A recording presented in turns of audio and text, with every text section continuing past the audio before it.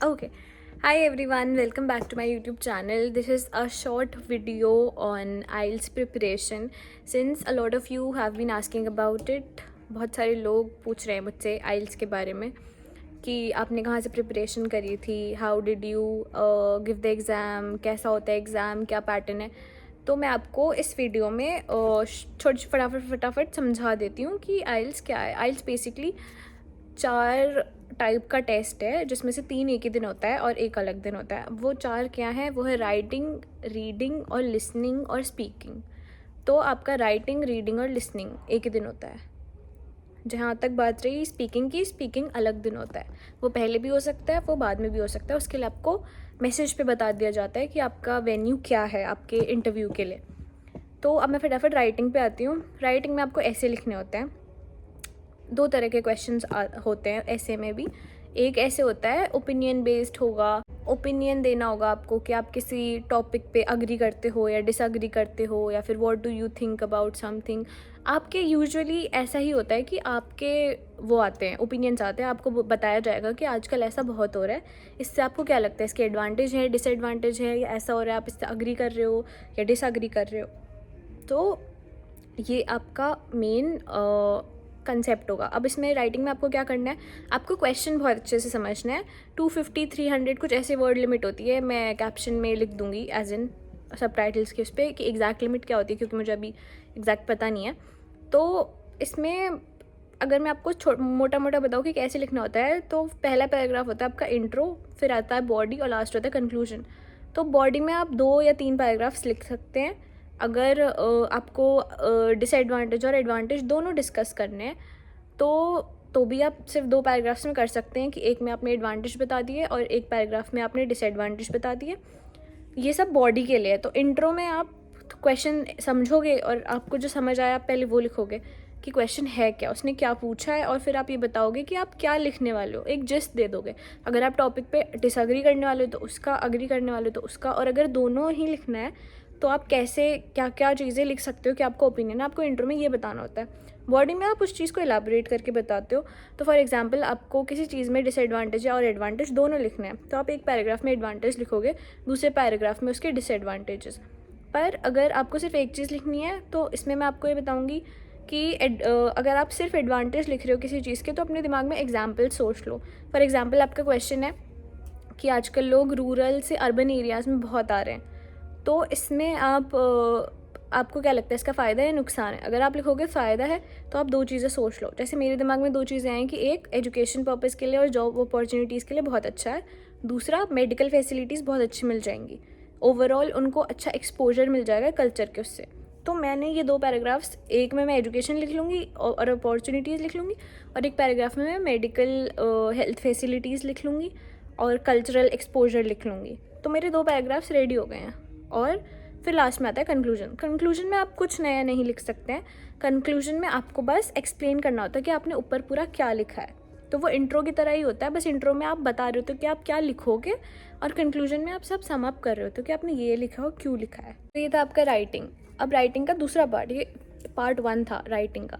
Writing का दूसरा part होता है, उसमें आपको ऐसे ही लिखना होता है, बट देन आपको एक ग्राफ प्रोवाइड करेंगे या फिर एक पाई चार्ट प्रोवाइड करेंगे, कुछ ऐसी पिक्टोरियल चीज़ प्रोवाइड करेंगे जिसको आपको देख के एक्सप्लेन करना होता है। तो ये तो सबसे ईजी होता है मेरे हिसाब से, क्योंकि सबसे पहले इसमें भी आपको क्वेश्चन एक्सप्लेन करना होता है कि आपके सामने एक जो ग्राफ है वो क्या रिप्रेजेंट कर रहा है, और फिर आप एक्स एक्सिस समझा दो, वाई एक्सिस समझा दो, पाई चार्ट है तो एक पाई चार्ट कितने उसमें डिवाइडेड है ये समझा दो, और क्या क्या उसमें क्या कितना कितना परसेंटेज किस चीज़ को दिया है ये बता दो।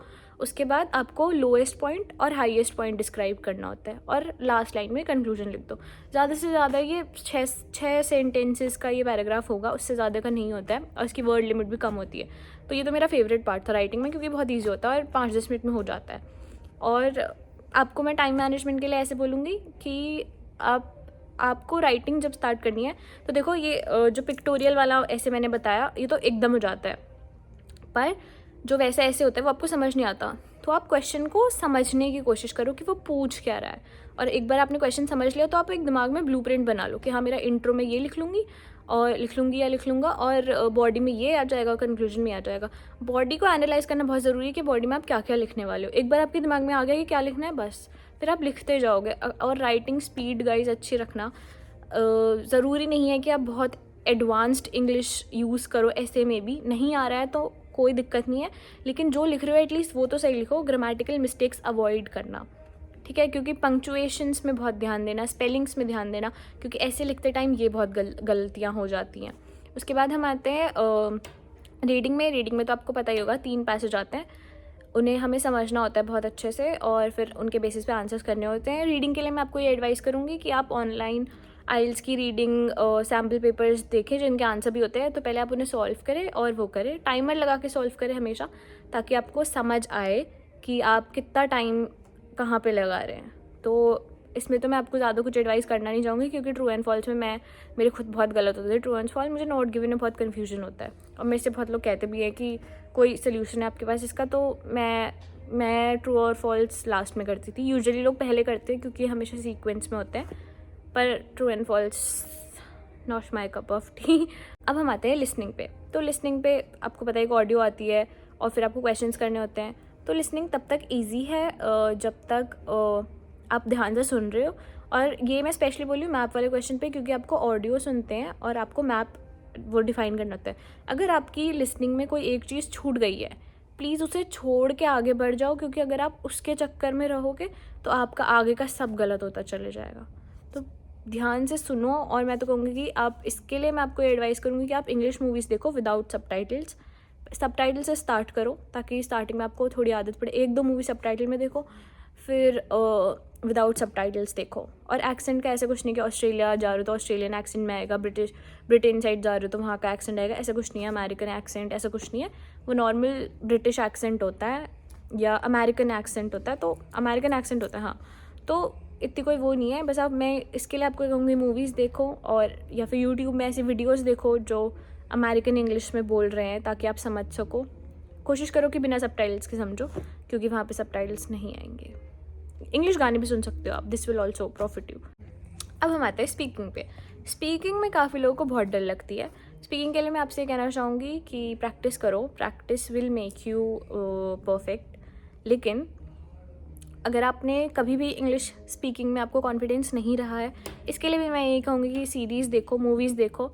मैं पर्सनली ये इसलिए प्रेफर करती हूँ देखना, क्योंकि जब हम किसी को बोलते हुए सुनते हैं ना, तो हमें समझ आता है अच्छा कोई हमसे ऐसा बोलेगा तो हम ये रिप्लाई कर सकते हैं। उससे हमें एक सेंस डेवलप होता है कि कब कैसे क्या रिप्लाई करना है। कॉन्वर्जेसन, आर्ट ऑफ कॉन्वर्जेसन आती है, क्योंकि मुझे ऐसा लगता है कि स्पीकिंग का जो इनिशियल पार्ट होता है वो आर्ट ऑफ स्पीकिंग है, कि आप कैसे किसी से बात करो। मान लो आपको इंग्लिश आती है पर आपको जवाब देने नहीं आ रहा है, तो वो प्रॉब्लमैटिक है। उसके बाद आप आइल्स स्पीकिंग के यूट्यूब पे वीडियोस भी देख सकते हो, मॉक टेस्ट होते हैं जो, उससे आपको सेंस आ जाएगा कि वो क्या पूछते हैं। स्टार्टिंग में वो यही पूछते हैं कि hi what's your name, may I see your passport, यहाँ से स्टार्टिंग होती है। फिर वो थोड़ा वार्म अप के लिए नॉर्मल आइस ब्रेकर क्वेश्चंस पूछते हैं। अब हमारे मेन पार्ट में जिसमें आपको एक्सटेम्पोर करना होता है 2 मिनट्स के अराउंड, तो वो आपको एक टॉपिक दे देंगे और आपको उस पर 1 मिनट में प्रिपेयर करना होता है और 2 मिनट बोलना होता है।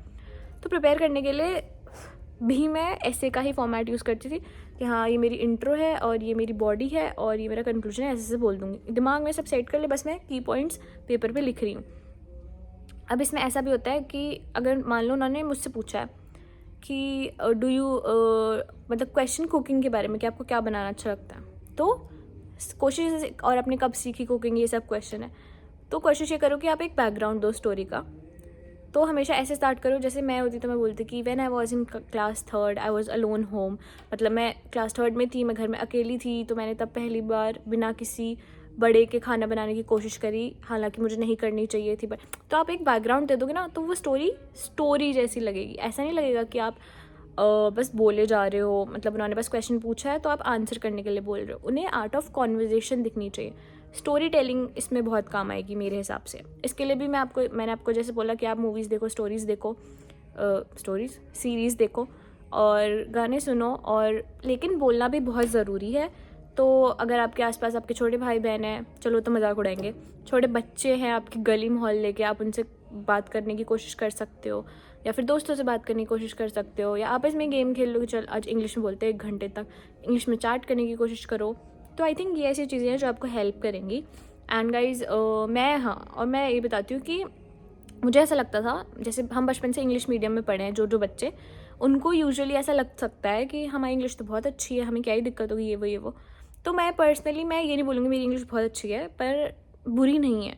तो मुझे ऐसा था कि मैं दे लूँगी. बट देन जब मुझे पता चला कि इतनी सारी चीज़ें हैं और मैं ना टाइम मैनेजमेंट में बहुत गई गुजरी हूँ, तो मुझे कोई चाहिए होता है जो मुझे बैठ के बताए कि ये पेपर है, सॉल्व करो, ये करो, ये करो. तो उसके लिए मुझे ऐसा लगा कि कोचिंग बहुत बेटर है मेरे लिए, वरना मैं खुद से ना पर्सनल लाइफ में टाइम नहीं निकाल पा रही थी. ऑफिस जाना होता है, इंटर्नशिप चल रही होती है, 10 चीज़ें होती हैं.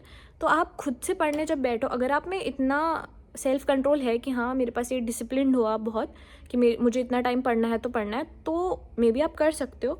बट देन अगर आप कोई कोचिंग ज्वाइन करोगे ना, तो वो आपको सैम्पल पेपर्स ऐसे देंगे उन्हें, क्योंकि उन्हें पता है वो इतने सारे बच्चों को प्रिपेयर करवा रहे हैं. मुझे ऐसा लगता है कोई भी चीज़ की प्रैक्टिस हो सकती है घर में, लिसनिंग की नहीं हो पाएगी. क्योंकि लिसनिंग तो मुझे ऐसा लगता है कि कोचिंग वाले ही ज़्यादा बेटर करवाते, क्योंकि वो जैसी ऑडियोज़ देते हैं, हमें हो सकता है ऑनलाइन ऑडियोज़ ना मिले इतनी अच्छी. बट देन ये मेरा पर्सनल ओपिनियन है, अगर आप घर में भी कर रहे हो तो वेल एंड गुड, बहुत अच्छी बात है. बट मैंने कोचिंग ज्वाइन करी थी और मैं उन दिनों दिल्ली में थी, तो मैंने रजौरी में IAE ग्लोबल करके एक वो है, आइल्स का कोचिंग सेंटर है, वहीं से की थी. ये बिल्कुल भी स्पॉन्सर्ड नहीं है, मैं खुद अपने उससे बता रही हूँ एक्सपीरियंस है, मुझे अच्छा लगा ओवरऑल उनका. तो मैंने वहाँ से प्रिपेयर करा था और अच्छे बैंड्स आ गए थे मेरे, मतलब हाँ काफ़ी अच्छा आ गए थे. तो this is it guys, I hope you like the video. This was a short video. मैंने बहुत छोटे छोटे में एक्सप्लेन करने की कोशिश करी है. अभी भी आपके कोई डाउट्स हैं तो please ask me your doubts on the comment section. आप इंस्टाग्राम पे भी मुझे DM कर सकते हैं, मैं हमेशा रिप्लाई करती हूँ. लेकिन द थिंग इज़, आप सिर्फ हाई या फिर हे मत लिखो, अपना क्वेश्चन लिख कर भेजो उसके साथ. क्योंकि अगर आप सिर्फ हाई और हे भेजोगे तो मैं रिप्लाई नहीं करूँगी, क्योंकि ऐसे तो कितने लोग मैसेज करेंगे ना. अगर मुझे लग रहा है कि हाँ आपके पास एक जेन्युइन क्वेश्चन है, तभी मैं रिप्लाई कर पाऊँगी. तो प्लीज़ कोशिश करना कि आप डायरेक्ट क्वेश्चन पूछ लो, हाय हेलो तो बाद में भी हो जाएगा. And I hope everything goes well with you. अगर आपका कुछ दिनों में ही आइल्स का एग्ज़ाम है तो ऑल द बेस्ट, सब अच्छा होगा. Be confident for the speaking part. Writing की प्रैक्टिस करो, रीडिंग की प्रैक्टिस करो, लिसनिंग की प्रैक्टिस करो. Practice will make everything better. That's it. I hope you like the video and thank you. या बाय.